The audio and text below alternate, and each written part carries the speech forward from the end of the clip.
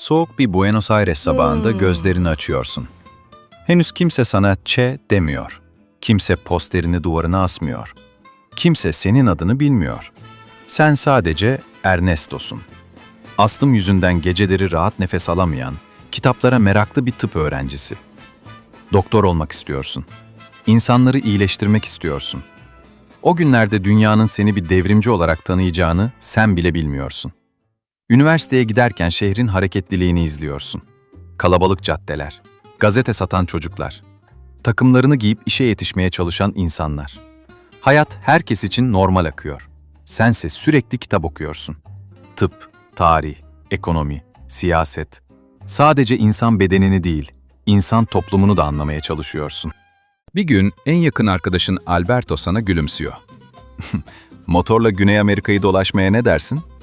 Önce gülüyorsun, sonra haritaya bakıyorsun ve hayatını değiştirecek o kararı veriyorsun. Motorun adı La Poderosa. İkiniz de nereye varacağınızı bilmiyorsunuz ama artık yol başlamıştır.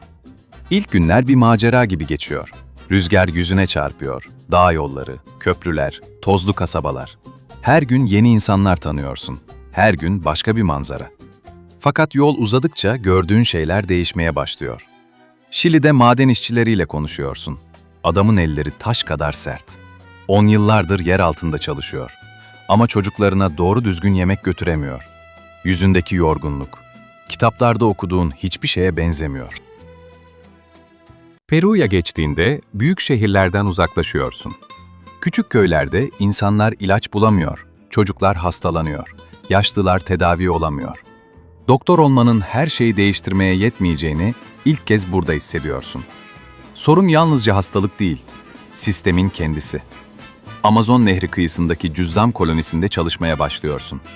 Sana eldiven uzatıyorlar. Hastalara dokunma. Sen eldivenleri çıkarıyorsun. Hastaların ellerini çıplak ellerinle sıkıyorsun. Çünkü onların önce ilaca değil, insan gibi görülmeye ihtiyacı olduğunu düşünüyorsun. O gece not defterine uzun uzun yazıyorsun. Artık satırlar değişmiştir. Bir doktorun gözlemleri değildir bunlar. Bir insanın sorgulamalarıdır. Yolculuk bittiğinde sen aynı kişi değilsin. Motor eskimiş, kıyafetlerin yıpranmış. Ama asıl değişen zihnindir.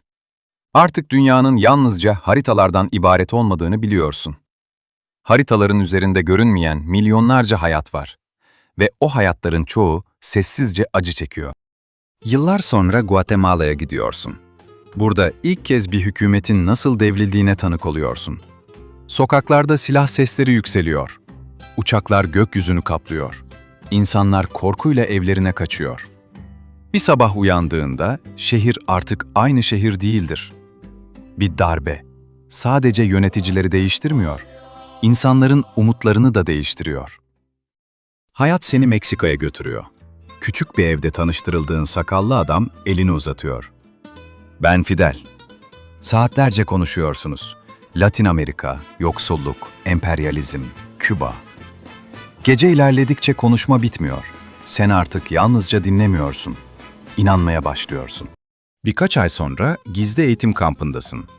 İlk kez gerçek askeri eğitim alıyorsun. Silah söküp takıyorsun. Harita okuyorsun.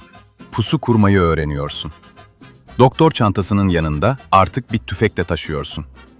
Bir arkadaşın sana gülümsüyor. Sen artık gerçek bir gerillasın. Kasım 1956.